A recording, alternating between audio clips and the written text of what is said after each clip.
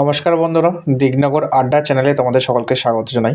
বন্ধুরা, আগের পার্টের যে ভিডিওটা দেখেছিলাম বালি ফেলা, ওটা মোটামুটি একটা চোখের আন্দাজে ফেলেছিলাম। এবার আজকে তোমার এখানে করতে এসেছি কি ওই ছোলিংটা করতে এসেছে, এর নিচে টাইপিং হবে।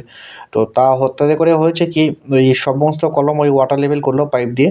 তার ফলে দেখছি যে কিছু কিছু জায়গাতে তোমার ডিপ মানে মানে একটু ডাউন আছে, ওখানে নতুন করে আবার বালি দিতে হলো।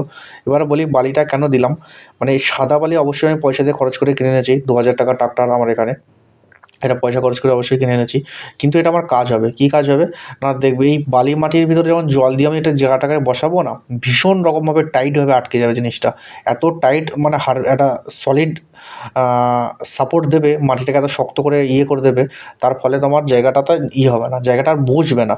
ঠিক আছে, এই জন্য দিলাম। আর এখানে আমি তোমার এই যে বালি দেওয়ার কাজ চলছে, এখানে দড়িটা নিয়েছিল বালি দিচ্ছে, আর পাশ দিয়ে দেখছো তোমার ইটের হচ্ছে, ইটের ছোলিং করছে। এবার এই ইটের ছোলিংটা করে কি, অনেকে করে জাস্ট মাটি সমান করে একটা তিরপল দিয়ে তোমার টাইপিং করে দেয়।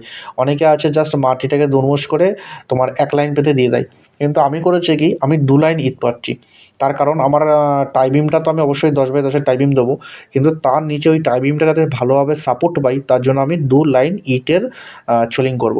ঠিক আছে, একটা লাইন যাবে তোমার 15, একটা লাইন যাবে তোমার ওই এই যে একটা লাইন যাবে 15, মানে দুটো লাইন দেবো, একটা 10 একটা 15, মানে প্রথমটা 15 হবে, তারপর একটা 10 হবে। এই যে 15 দিকে চারিদিকে আমার পাতা হয়ে গেছে, দেখতেই পাচ্ছ তোমরা, মোটামুটি পাতা হয়ে গেছে। এবার এখানে মশলা মাখাবে, মাখিয়ে তোমার ওই ইটের বান মারা হবে। বান মারা বলতে ওই মাঝের যে ফাঁকাগুলো আছে ওইগুলোতে মশলা গোজা হবে।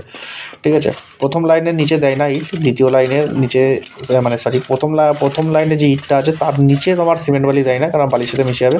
এরপরে যেটা হবে সেটাতে দেবে। এই যে ওরা কাজ করছে দেখতেই পাচ্ছ। হুম, এই যে এই হচ্ছে প্রথম। এবার এইখানটা কিন্তু 15 ইঞ্চি নেই, এখানে 15 ইঞ্চির চেয়ে বেশি আছে, 20 ইঞ্চি। এক্ষুনি যে পার্টটা দেখলাম, কারণ ওখানে কলমে একটু প্রবলেম হয়েছিল। আমি আগের ভিডিওতে বলেছিলাম যে আমার একটা কলম সেন্টার আউট হয়েছিল।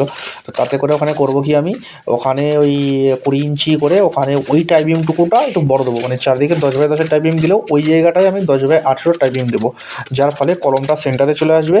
এবং কলমের যে আমি টাইপিংটা দেবো সেটা সেন্টারে চলে আসবে। আর ওই যে সাইডে থাকছে কলমের রডের সংখ্যা বাড়িয়ে দেবো, যার ফলে আমি ওই সাইডটা চেপে গাঁথনিটা করতে পারবো, কোনো রকম কোনো সমস্যা হবে না।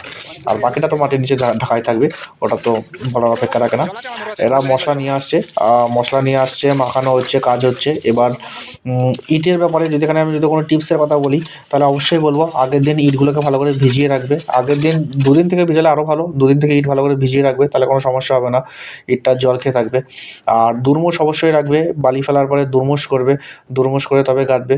আচ্ছা, দ্বিতীয় ব্যাপার তোমার যে মশলার যেটা যদি বলি, যে মশলার ভাগ বা কি এই জাতীয় কিছু, তো সেখানে আমি ওটা একটু পিছনে পাটে বলছি কেমিক্যাল দিয়ে। আজ আমি আমার ওই কেমিক্যালটাও দেখাবো, ওটা আমি কেমিক্যাল দেখিয়ে বলবো। তো আর কি বলবো, এখানে সেমন কিছু নেই। তবে আমি বলবো যারা গাচ্ছো তারা 2 লাইন গেতো, তার কারণ দ্বিতীয় লাইনে হয়তো 500 ইট যাবে বা 500 থেকে 600 ইট যাবে। আমার তো কত গেছে, আমার এমন এই ছোটো ঘর তো ওই মোটামুটি 300 মতো ইট, মানে বা 250-300 মতো ইট গেছে। কিন্তু ঘর বারবার হবে না, ঘর একবারই হবে। এবং টাইমিং অবশ্যই দিচ্ছ, কিন্তু তার নিচেটা সলিড সারফেস দিও।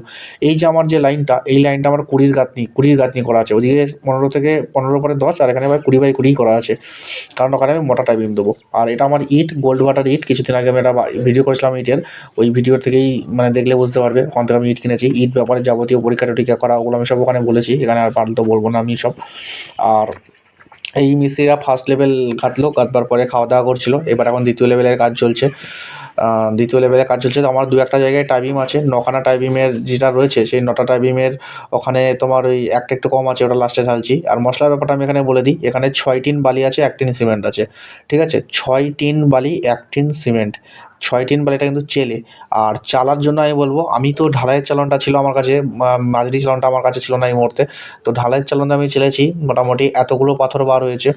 ঠিক আছে, ওর মধ্যে তাও কিছু কিছু ছোটো ছোটো পাথর চলে গেছে, যেহেতু ঢালাইয়ের চালন, আমি মাঝারি সাইজের চালন কিনে আসবো, পরের দিন থেকে মাঝারি সাইজের চালন দিয়েই চালবো। এই পাথরগুলো আমার বার হয়েছে।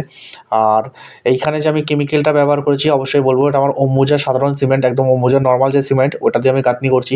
আর আমি এই কেমিক্যালটা ব্যবহার করছি, কোনো কোম্পানির মারফত আমি কিছু যাচ্ছি না। অনেক অনেক কোম্পানির অ্যাড দেয়।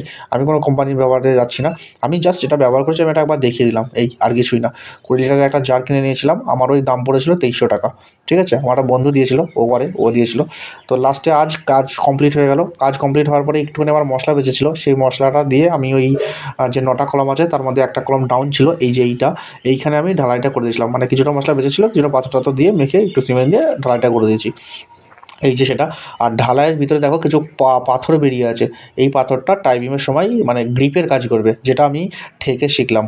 এর আগে যে আমার 9টা কলম আছে কোনোটাতে এটা দেওয়া নেই, শুধুমাত্র এই একটাতেই দেওয়া আছে, কারণ আমি জানতাম না।